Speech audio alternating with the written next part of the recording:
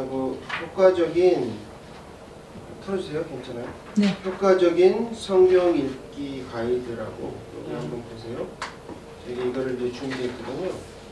성경을 2024년도에 한번 읽기를 원하시는 분이 계신다면 이것이 굉장히 도움이 되실 거예요.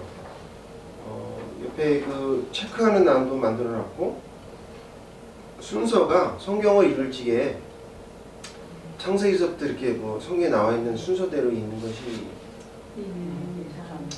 어려우신 분이 있어요. 그리고 좀 너무 이렇게 하다가 이제 중간에 어려운 게 너무 많아서 포기하시는 분이 있는데, 그러시지 말라고 순서를 모세오경을 했어요. 그 모세오경은 이제 레위기가 어려우시면 레위기는 이제 건너뛰세요. 나중에 읽어도 돼요. 저 밑에 묵시록 있는데 거기에 그때 읽어도 되고요. 이 모세오경이 왜 중요하냐면 예수님께서 다 이거를 인용을 하셨어요. 구약의 모세오경을 토라라고 그러죠. 그러니까 이걸 모르면 예수님이 무슨 얘기하는지 잘 몰라요. 그러니까 이걸 먼저 다 읽으셔야 되고, 그 다음에 읽으셔야 될 게 이제 사복음서, 그 다음에 역사를 알아야 되거든요. 그러니까 어차피 그 신약을 읽었으니까 신약을 읽는 상황을 이어서, 그러니까 사도행전을 읽고, 그 다음에 역사서, 그 다음에 이제 역사서에는 여호수아서부터 시작되죠. 그 다음에 역대상하는 중복이 돼요. 열왕기상하고 사무엘상하고 이렇게 중복이 되니까 그거를 이제 또 읽어야 되니까 그게 이제 번거로우시면 그거는 또 건너뛰세요. 건너뛰시고 나중에 읽으시면 돼요. 그 다음에 이제 바울서신. 바울서신이 이것도 이제 서신 중에서 로마서가 굉장히 어려우니까, 로마서가 어려우면 고린도전서부터 이렇게 읽으시면 돼요. 그래서 나중에 로마서 이제 서신서 끝날 때 그때 읽으시면 됩니다. 옥중서신은 앳빌골몬 이렇게 읽으시고, 서신이 순서가 이렇게 있는 대로 읽지 않아도 된다는 얘기죠. 그 다음에 일반 서신은 사도 바울이 쓰지 않는 것을 일반 서신이라고 해요. 그래서 데살로니가전서, 베드로 쓴 거, 그 다음에 요한이 쓴 거, 야고보 쓴 거, 이런 게 쭉 읽으신 후에, 그 다음에 이제 양이 제일 많은 데가 어디냐면 예언서예요. 예언서에서 이사야, 예레미야, 에스겔, 여기가 양이 많거든요. 그러니까 그거는 이제 하나씩 읽으시던가 이렇게 하셔서 그렇게 하시고, 그 다음에 소선시서는 양이 굉장히 적습니다. 재미가 있어요. 그러니까 예언서 읽으실 때 이사야 읽고 나서 에레미야로 넘어가지 않고 호세아나 요엘 이런 쪽을 읽다가 다시 이제 예레미야로 가셔도 됩니다. 그 다음에 이제 시가서, 시편, 잠언, 전도, 요렇게 있는데, 시편을 읽으실 적에 잠언은 하루에 한 장씩 읽으시면 좋아요. 그렇게 해서 이제 마무리를 하시고 마지막에 요한계시록을 읽으시고, 나머지 못 읽으신 레위기, 역대기 이렇게 읽으시면 효과적으로 성경을 잘 이해할 수 있는 그러한 것이 될 것 같아서 제가 이거를 만들었습니다. 그래서 읽으시면서 또 요거하고 보조로 된 1장, 2장, 3장 이런 것이 같이 있어야 돼요.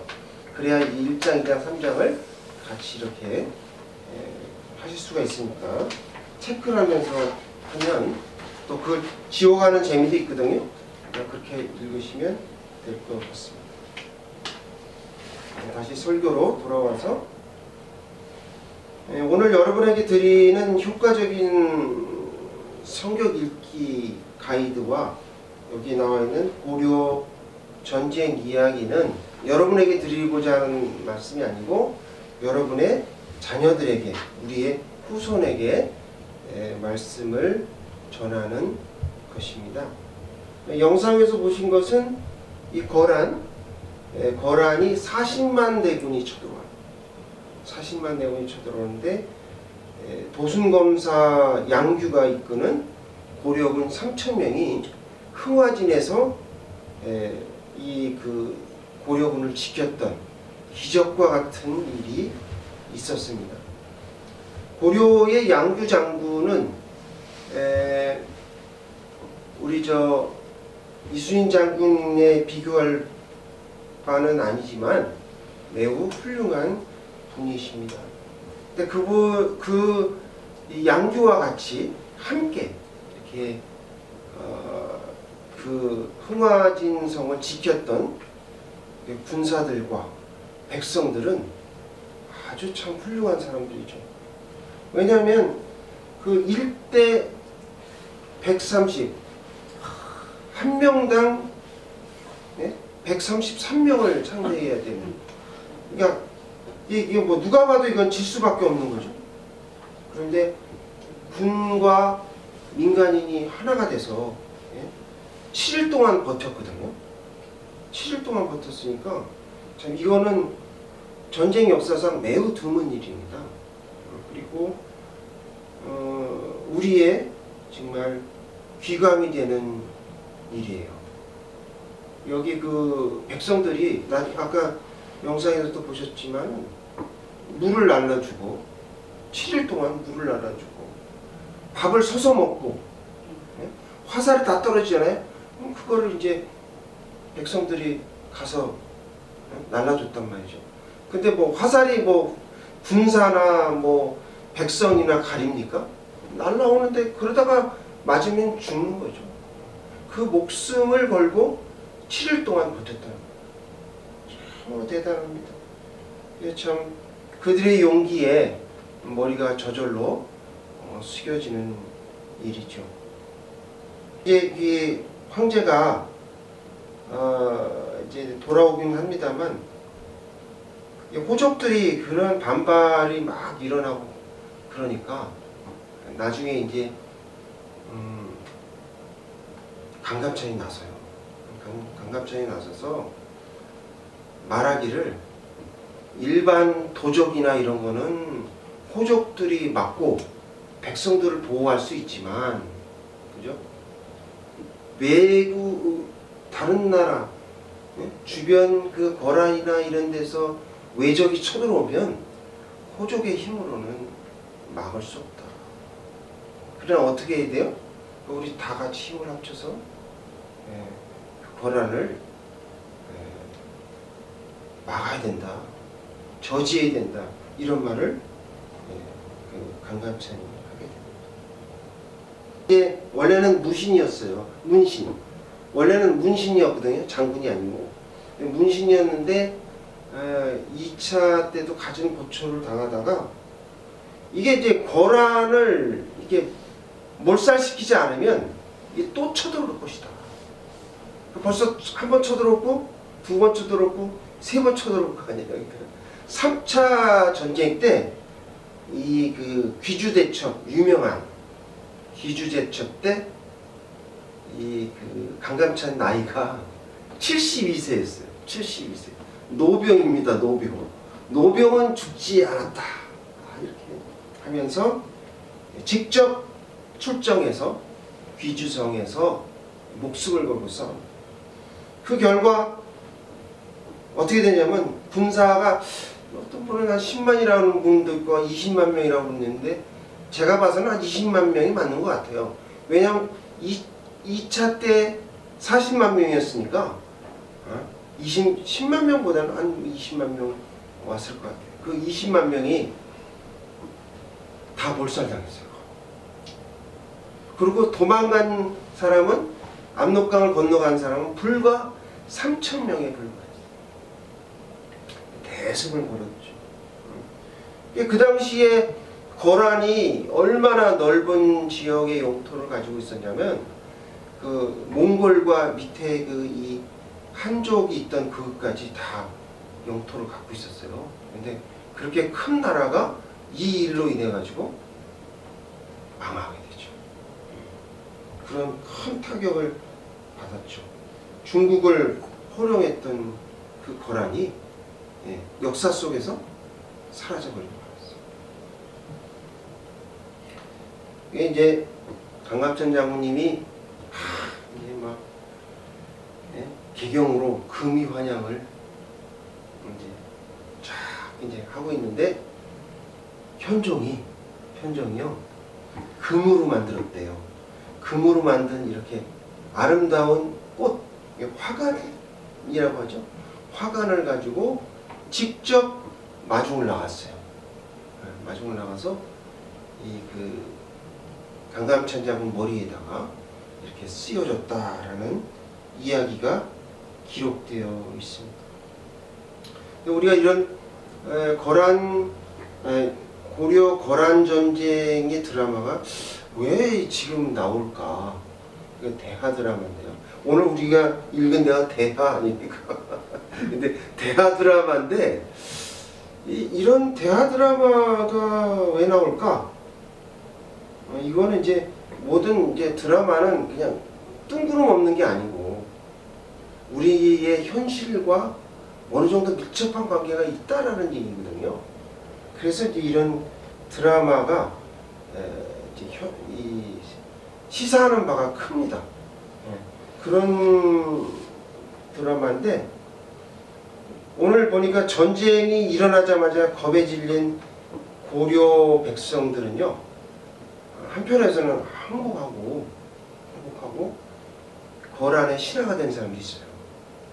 그리고 어떤 호족들은 이제 군사를 징벌하라고 하니까 뭐 자기 아들도 있고 뭐 주위에 호족들 국가의 쉽게 얘기해서 충성하기 싫다 이렇게 해가지고 다 도망갔어요. 나라의 국법을 어기고 도망간 그런 호족들도 있었고 그것저것도 안 되니까 이제 거란한테 항복해서 목숨을 구걸한 그런 자들도 있었습니다. 근데요 이런 일들이 고려 때만 있었던 게 아니에요. 최근에 이 대만이라는 나라에 있었어요. 여러분 아시죠? 대만 어딘지? 중국 옆에 이 커다란 섬이 하나 있는데 제주도보다 더 커요. 근데 그 대만이 있었는데 그 대만에서 총통이죠. 우리로 말하면 대통령이에요. 대통령을 뽑는 선거가 있었는데 한쪽은 친중국계예요. 그래서 우리 중국하고 뭐 싸우지 말고 우리가 중국의 속국이 되자 이렇게 이제 말하는 그런 후보가 있었고 그 다음에 어떤 분은 대만은 지금까지 우리가 살아온 것도 다르고 중국과 다르다. 우리는 독립적인 나라다 라고 주장했던 후보자가 있었습니다. 그래서 그 두 후보가 경쟁을 해가지고 선거를 했는데 다행히도 누가 이겼을까요? 독립을 주장했던 그 후보가 총통이 됐습니다. 그건 남의 나라 일 아닙니까? 그럼 뭐 우리는 또 뭐가 다릅니까? 제가 지금 성경에 있는 이야기도 하고 이 거란 이야기도 하고 이제 대만까지 했는데 근데 우리나라하고 무슨 관계가 있느냐? 관계가 있습니다. 밀접한 관계가 있어요. 그러니까 문재인 정부 때 친중국 그런 정책을 폈잖아요. 그래가지고 국론이 분열이 됐어요. 국론이 둘로 분열이 돼갖고 그 당시에는 뭐 경제적인 문제라고 중국과 이제 무역을 해야 된다, 뭐 어쩐다 그런 얘기 때문에 그렇게 했다라고 이제 핑계죠. 핑계인데 정확하게 얘기하면 그게 사대주의입니다. 사대주의. 사대주의가 뭔지 모르시는 분들에 대해서 설명하면 사대주의라는 거는요 주체성이 없이 세력이 강한 나라나 사람한테 사람을 받들어 섬기는 태도를 사대주의다 이렇게 얘기해요. 그러니까 여러분 지금 거란의 얘기를 제가 했는데 그 거란이 중국이에요. 그 중국이 정확하게 말씀드리면 중국 공산당 우리 옛날에 어렸을 때 중공 이렇게 불렀죠. 중국 공산당이에요. 그게. 그럼 만약에 여러분 중국이 쳐들어온다면 여러분 어떻게 하실 겁니까? 어떻게 해야 될까요? 우리는 어떤 태도를 가져야 될까요? 힘이 없으니까 이제 항복하고 중국의 속국이 될까요? 아니면 승산이 없더라도 우리 흥화진처럼 끝까지 싸워서 이 나라를 지켜야 될까요? 고려 거란 전쟁이 답을 줍니다. 그래서 제가 오늘 고려 거란 전쟁 이야기를 했던 것이 그거죠. 전쟁의 소용돌이에서 벗어나려면 이제 우리는 어떻게 해야 될까? 이 말씀을 오늘 드리고자 합니다. 오늘 본문을 통해 우리에게 주시고자 하시는 하나님의 말씀은 첫째, 너희는 마음을 강하게 하고 담대하게 하라 라고 말씀하십니다. 따라해 볼게요. 너희는 마음을 강하게 하고 담대하게 하라. 살아계신 하나님의 말씀입니다. 7절 다 함께 봉독하겠습니다. 시작. 그런즉 너희는 강하게 하라. 너희 손이 약하지 않게 하라. 너희 행위에는 상급이 있음이라 하니라. 네. 오늘 말씀에 그런즉 너희는 강하게 하라 라는 말씀은 어디에서 우리가 많이 보던 말씀이죠? 성경이죠? 네, 맞습니다. 여호수아서에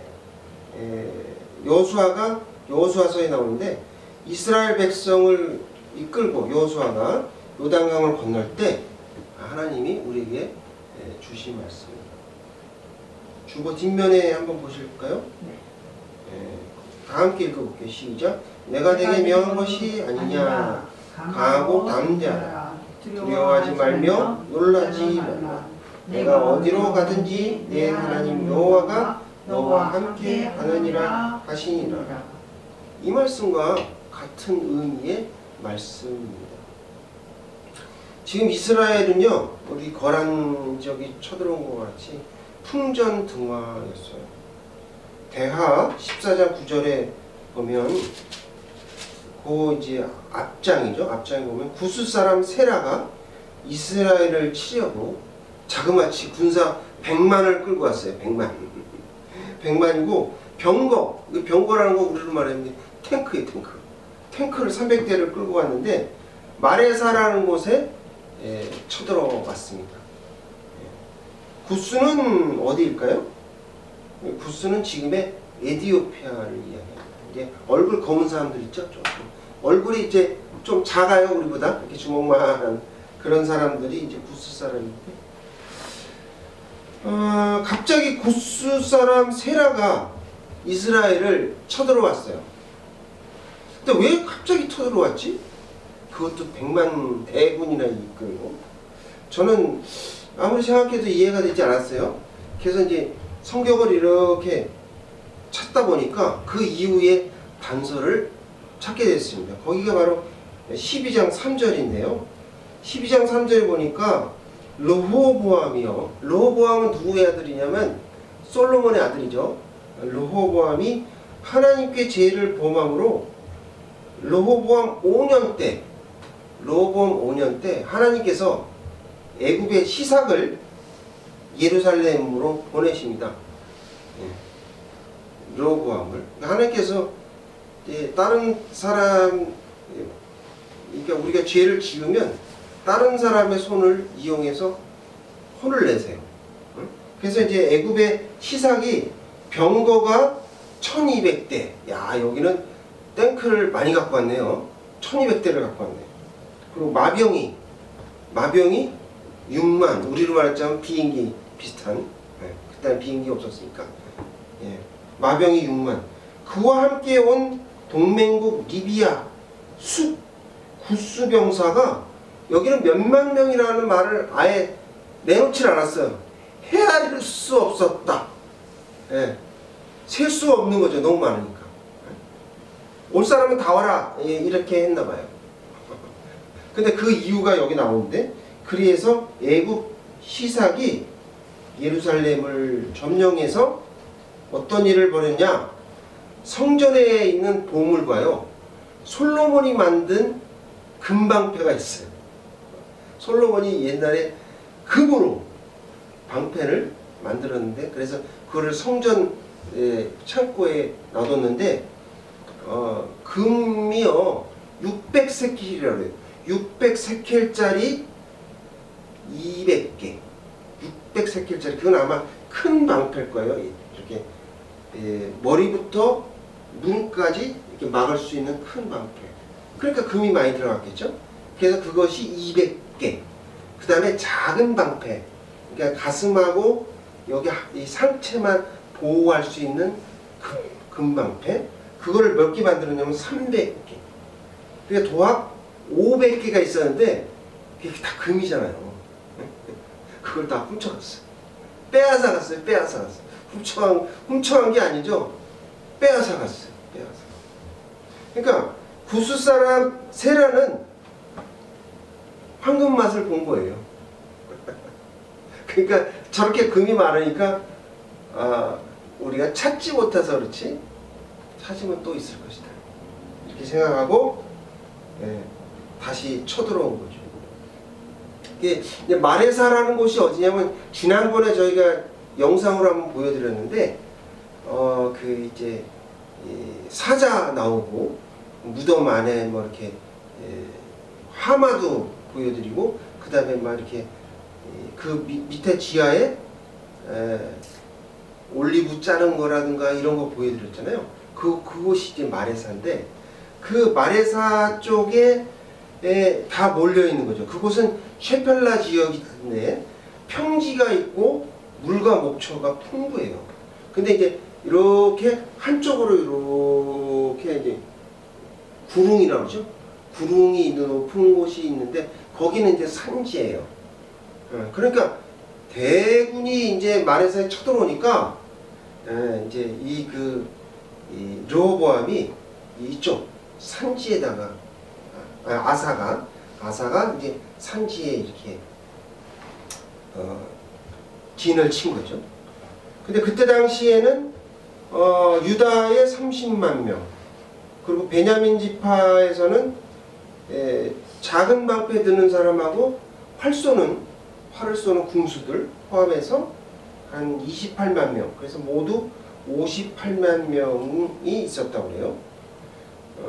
근데 그 100만 명에다가 전차가 300대였으니까 그거는 이제 명수에 뺐겠죠.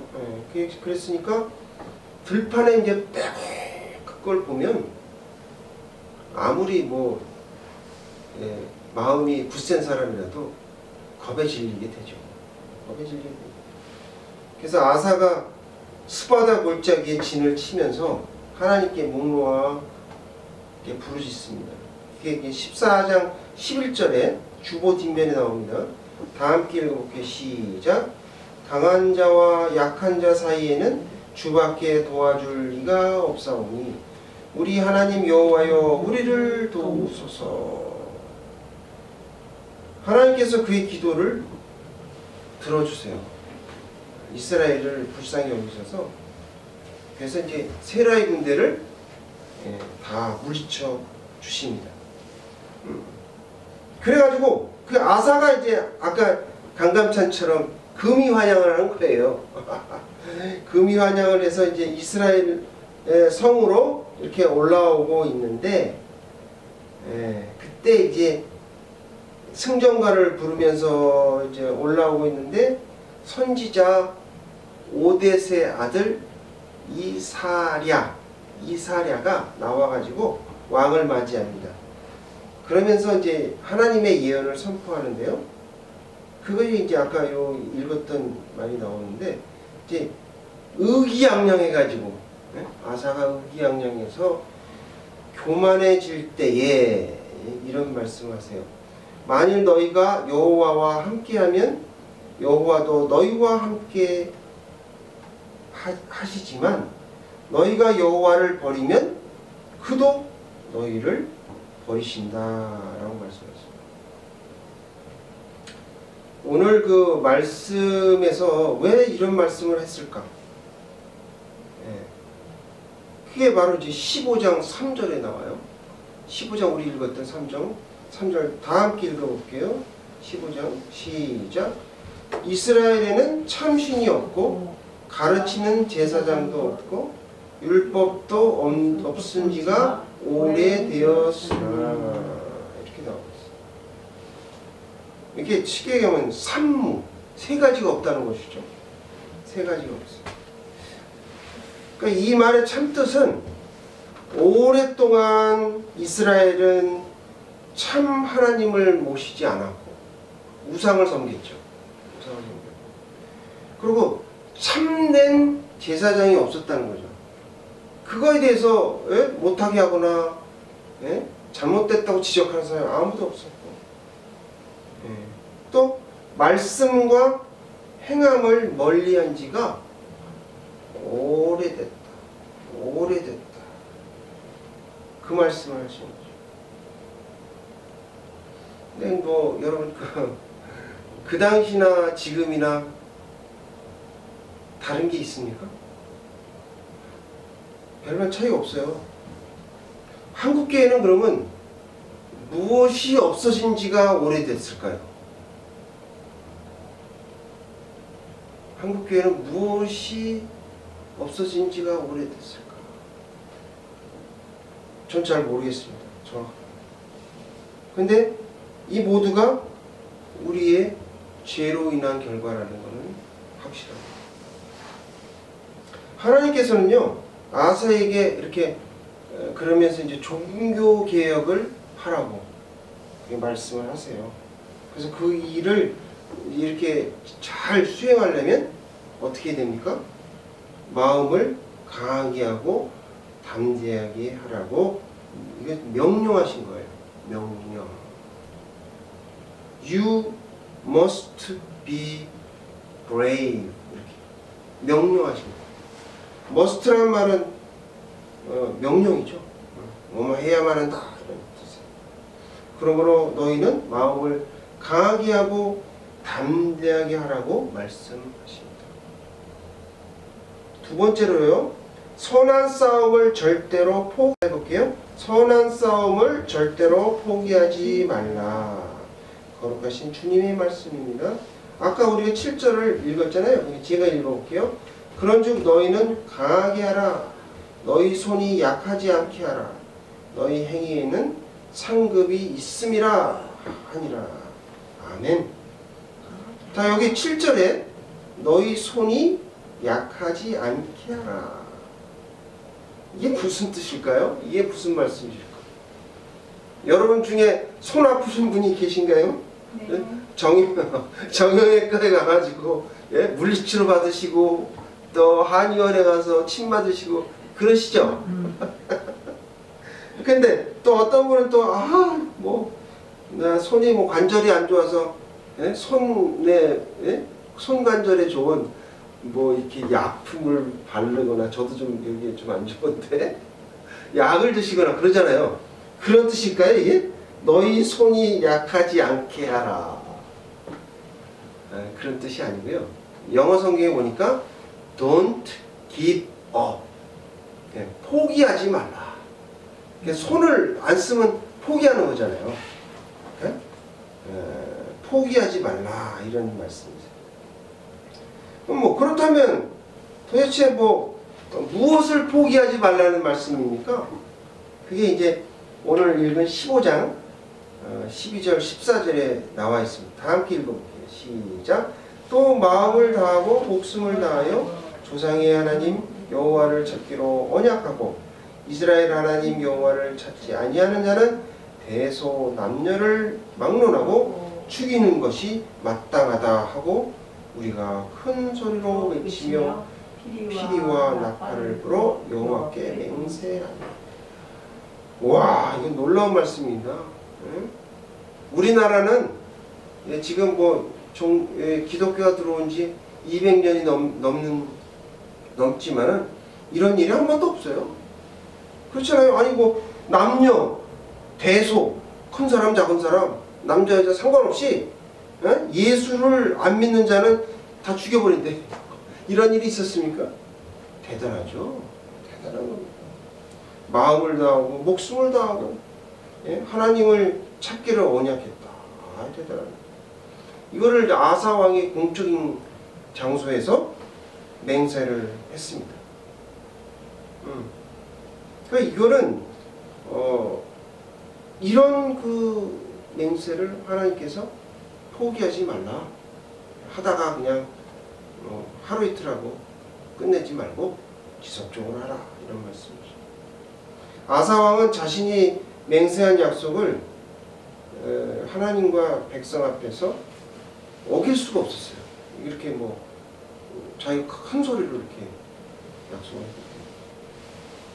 그래서 이제 그는 선지자 예언을 듣고 실행을 합니다.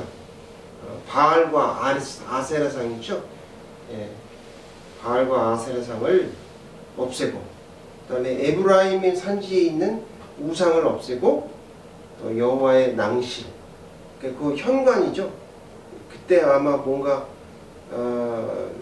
구스나든가 이런 애굽의 시삭이 쳐들어가고 좀 망가뜨린 것 같아요.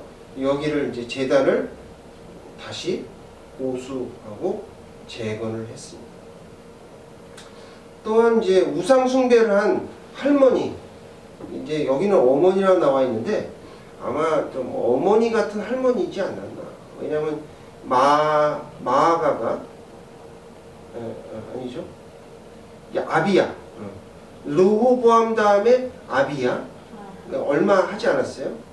그리고 아비야 밑에 아사 밑에 여호사밧이거든요.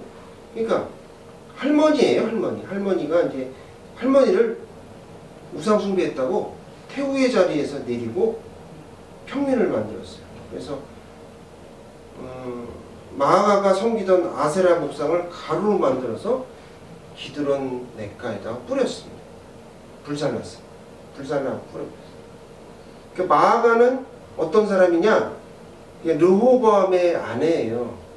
아내인데 아내이면서 동시에 압살롬 아시죠, 여러분? 압살롬의 딸이에요, 딸. 그러니까 얼마나 권력이 좋았겠어요. 근데 그 아들을 아비야를 아들 해서 했는데 일찍 죽었거든요. 그러니까 쉽게 얘기하면 수렴청정을 한 거예요. 조금 어느 정도. 그러니까 이제 그 했는데 자신을 양육해 준 할머니를 폐위하고 궁정에서 내쫓았다면 아사는 뭐 대단한 사람이죠. 마음은 얼마나 아팠겠습니까? 근데 이제 아사 왕은 하나님과의 언약을 최우선적으로 두었던 것이죠. 그 결과 하나님께서 이스라엘을 용서해 주시고 주변 국가, 주변 나라로부터 지켜주셨어요. 그래서 아사가 있을 동안에는 평안을 이스라엘에게 주셨습니다. 최근에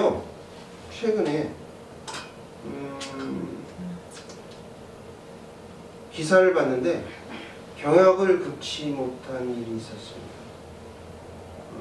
그게 무슨 일이냐면 어떤 그 삼성에 관계된 그 연구원이 있었는데 수조원 가치가 되는 이제 반도체 기술을 중국에다 팔아 넘겼어요. 돈 받고 팔았겠죠. 빼돌렸는데 그것이 이제 잡혔죠. 잡혀가지고 재판에서 판결을 받았는데 1년 판결을 받았어요. 1년. 겨우 징역 1년을 받았어요.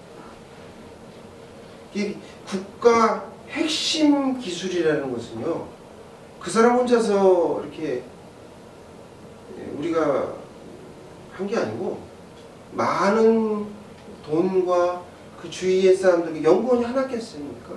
그리고 또 삼성에 있는 그 직원들이 애를 써가지고 개발한 것인데 그것을 혼자 잘 먹고 잘 살겠다고 국가의 자산을 유출시킨 거죠. 그거는 뭐 매국노와 다름이 없습니다. 요번에 그래서 2024년 이제 1월 달에 대법원에서 양형 기준을 바꿨어요. 그래서 그런 사람들은 최고 18년까지 선고할 수 있도록 그렇게 이제 바꿨는데 잘한 거죠. 근데 이제 이런 일들이 국부를 유출하는 일이 예전에 고려시대 때도 있었다는 거예요. 아까 그 고려 거란 전쟁 때 도망가고 전쟁이 막 일어나니까 혼란스러우니까 그 혼란을 틈타서 황제를 시해하려고 하는 그런 무리들이 그 당시에 있었다. 근데 이제 강감찬 장군과 양규 장군은 어떤 생각을 가지고 있었냐면 목숨 걸고 나중에 양규 장군은 2차 전쟁 때 그 소배합을 압록강으로 이렇게 영화 보시면 알게 되는데 고슴도치처럼 화살을 맞고 장렬하게 전사합니다. 그런 일이 있었는데 왜 그랬냐 이거죠. 왜 그들이 그랬냐? 한 번 쳐들어온 외적은요 또 쳐들어온다는 거예요. 한 번 여러분 임진왜란 때 일본 외군이 쳐들어왔다가 나중에 어떻게 돼요? 1910년도에 한일합방 됐잖아요. 그때는 30년입니다. 36년. 그러니까 한 번 쳐들어오면 또 쳐들어오고, 그럼 일본은 이제 더 이상 안 쳐들어올 것 같죠? 그렇습니까? 또 쳐들어옵니다. 또 쳐들어와요. 그럼 어떻게 해야 이런 전쟁의 소용돌이에서 벗어날 수 있을까? 방법은 딱 하나밖에 없어요. 방법은 딱 하나인데 그들이 우리나라를 넘겨보지 못하도록 철저히 대비하는 거죠. 그리고 만약에 그렇게 철저히 대비했는데도 불구하고 그들의 욕심으로 인해서 쳐들어온다? 그럼 몰살시켜버려요. 그래서 물리적으로 다시는 그들이 쳐들어오지 못하도록. 거란이 망했잖아요. 강감찬 장군이 귀주대첩에서 다 몰살시키는 바람에 그렇게 해야 된다는 거죠. 그렇지 않으면 언젠가는 또 쳐들어오고. 네, 그런 것을 하기 위해서 그럼 뭐 그것이 뭐 남의 일이냐? 그게 아니죠. 우리들이 해야 될 일은 뭐냐? 우리 민간인들은 국부를 유출하면 안 됩니다. 이렇게 아까처럼 삼성그룹에 관계된 것처럼 국부를 유출하면 안 되고요.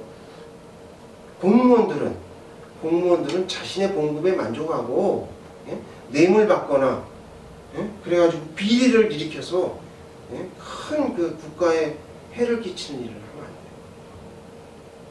또 예전에 그런 일도 있었어요. 그 고위급 장성들이 무기를 사면서 리베이트를 받아가지고 그 나중에 뭐 무기가 쓸데없는 것이 돼버리면 그러면 그 우리나라의 군사력에 크나큰 손실을 당하게 됩니다. 그게 다 누구 돈으로 한 겁니까? 우리의 세금으로 한 거 아니에요. 그런 일이 있어서는 안 된다. 그러므로 우리는 선한 싸움을 절대로 포기하지 말아야 된다라고 말씀하십니다. 세 번째, 하나님을 경외하는 자를 영화롭게 하신다라고 말씀하십니다. 보혜사 성령님의 말씀입니다. 7절 다 같이 읽도록 하겠습니다. 시작. 그런즉 너희는 강하게 하라. 너희의 손이 약하지 않게 하라. 너희 행위에는 상급이 있음이라 하니라. 7절 하반절에 너희 행위에는 상급이 있다. 영어로는 God will honor you for obey him 이렇게 되어 있거든요. 이거를 이제 직역하면 하나님이 우리의 경외함으로 영화롭게 된다라는 말씀이에요. 하박국에 보면 3장 19절에 이런 말씀이 있어요. 주 여호와는 나의 힘이시라. 나의 발을 사슴과 같게 하사 나를 나의 높은 곳으로 다니게 하시리로다. 주보디에 해놨나요? 안 해놨어요. 안 했죠. 네. 이 말씀이 있습니다. 이 말씀이 그 말이죠. 하나님이 우리에게 주시고 싶은 것이 사실은 너무 많으세요. 너무 많아요. 뭐 인색하신 하나님이 아니에요. 인색하신 하나님. 왜요? 자신의 독생자까지 우리에게 내주셨던 분인데 뭘 아끼시겠습니까? 우리한테. 그렇죠? 근데 이제 이걸 우리가 감당하지 못할까봐 하나님이 이렇게 보류하시는 거죠. 여러분이 상상하는 거 그 이상이십니다. 그 이상. 그래서 하나님 우리 때문에 그러시는 거지. 하나님은 우리에게 막 복을 막 넘치게 주시고자 하시는, 축복하시기를 즐겨하시는 분이시다. 그러므로 하나님을 경외하는 자를 영화롭게 하신다라고 말씀하십니다. 오늘 이 말씀을 통해서 너희는 마음을 강하게 하고 담대하게 하라. 선한 싸움을 절대로 포기하지 말라. 하나님을 경외하는 자를 영화롭게 하신다라고 말씀하십니다. 이스라엘처럼 작은 나라가요, 주변 국가가 있는데 이집트가 있죠. 또 옆에 보면 요르단, 시리아, 이란, 또 튀르키예, 이 나라들이 이렇게 뭐 작은 나라들이 아니에요. 군사력도 있고요. 근데 이런 나라들이 함부로 현재 있는 우리 이스라엘을 쳐들어오지 못하거든요. 최근에 뭐 하마스가 쳐들어온 거는 그거는 그냥 전쟁이 아니고 좀 보면 국지전에 불과하죠. 그런데 우리도 작은 나라죠. 이스라엘만큼이나 작은 나라인데 옆에 강대국이 많습니다. 근데 쫄지 마세요. 뭐 우리 주위에 보면 큰 나라 중국이 있죠. 또 일본이 있죠. 저 위엔 또 러시아가 있어요. 최근에 러시아가 우리한테 또 협박했죠. 니네들 우크라이나에 무기 지원하면 너 가만 안 둘 거야. 이랬잖아요. 근데 지네들은 북한을 먹었잖아요. 사실 우리 대한민국이 절반을 먹은 거예요. 소련이. 전부 다를 못 먹었지. 그래서 옛날에 6.25 때 탱크를 300대나 지원해주고 그랬지 않습니까? 근데 요번에 우크라이나 전쟁 때 포탄을 다 지원받았어요. 북한한테. 그래놓고 우리한테는 우크라이나에 지원하면 너 가만히 안 둘 거야. 이렇게 협박을 했죠.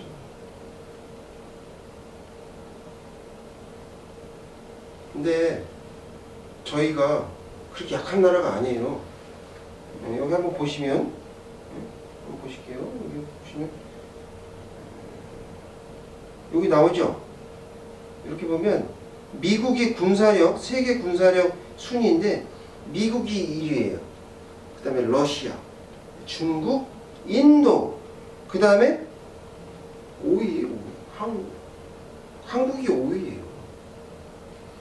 왜 군사력이 그렇게 그러면 북한은 어디냐? 북한 여기 있어요. 북한은 몇이요? 36위. 그죠? 북한은 36위예요. 근데 왜 우리가 북한에 이렇게 쩔쩔쩔쩔쩔 냅니까? 그 이유가 있어요. 그거는 이제 군사력이라는 거는 군인이 있죠. 우리가 60만인데 군인과 그 다음에 갖고 있는 무기, 현대화된 무기를 얘기하는 거예요. 그 다음에 이제 이거를 전쟁을 하루 이틀 내에 끝날 게 아니잖아요. 우크라이나 전쟁도 1년이 넘었으니까 계속 지속할 수 있는 경제력이 있느냐, 이거를 보는 거거든요. 근데 이제 북한은 걔네들 이런 건 없는데 핵무기를 갖고 있어요. 그리고 또 이렇게 지난번에 요런 요와 비슷한, 이건 우리나라가 지금 개발한 겁니다. 현무라고요. 이게 이제 초음속 미사일인데, 이거 하나면 벙커버스터라고 해요. 지하 30m 밑에 있는 그 김정은의 그 숨어 있는 곳을 이거 한 방으로 끝내버릴 수 있어요. 그걸 우리가 개발을 했어요. 그러니까 우리나라도 힘이 없는 건 아니에요. 그랬는데, 최근에 뉴욕타임스 기사에 의하면 북한이 전면전은 아닌데, 예전에 우리 연평도 사건, 백령도 사건 있잖아요. 또 천안함 사건, 이런 것처럼 갑자기 도발할 수 있다라는 것을 뉴욕 타임즈에서 기사가 났어요. 그래서 우리가 이런 거를 개발하고 후손들에게 이런 교육도 하고 전쟁을 억제하기 위해서 이런 현무 5라는 무기를 개발하는 것도 매우 중요해요. 매우 중요한데, 더 중요한 게 있어요. 그게 뭐냐면, 오늘 아까 성경에서 보셨듯이 아사왕 있잖아요. 아사왕이 15장에서는 그렇게 하나님께 의지하고 그랬다가, 나중에 16장에 보면요, 하나님을 의지하지 않다가 발에 심한 병이 나서 죽게 돼요. 하나님을 의지하지 않았어요. 말년에는. 그런 안타까운 일이 있었습니다. 그래서 하나님은요, 전심으로 자기를 의지하는 사람에게 능력을 주세요. 여러분, 이렇게 무기를 만들고 군인을 많이 하고 전쟁을 대비하는 것도 중요하지만, 우리가 나라를 위해서 기도하는 것이 더 중요하다고요. 하나님께. 왜? 하나님이 전쟁에 좌우하시는 분이시니까. 여기 성경에 나와 있어요. 뭐 이런 일들은 너무너무 많이 나와 있어요. 지난주에 많이 추우셨죠?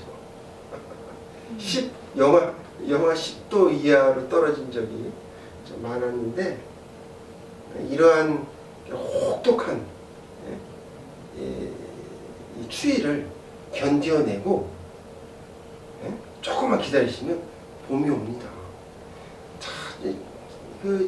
산에 있는 나무들도 그렇게 춥지만 쌈에 웃어 견디잖아요.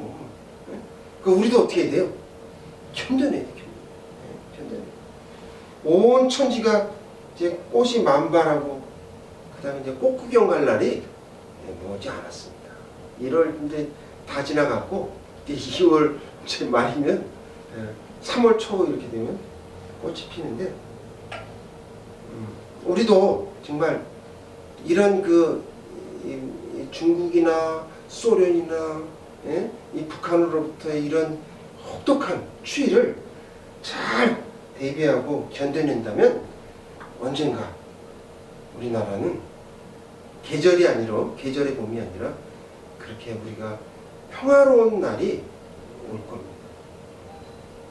그래서 어떤 폭풍과 고난이 여러분을 엄습할지라도 여러분 견뎌내시고 선한 싸움을 싸우시던 사랑의 나눔 교회 성도님들이 다 되시길 주님의 이름으로 축원합니다. 기도하시겠습니다.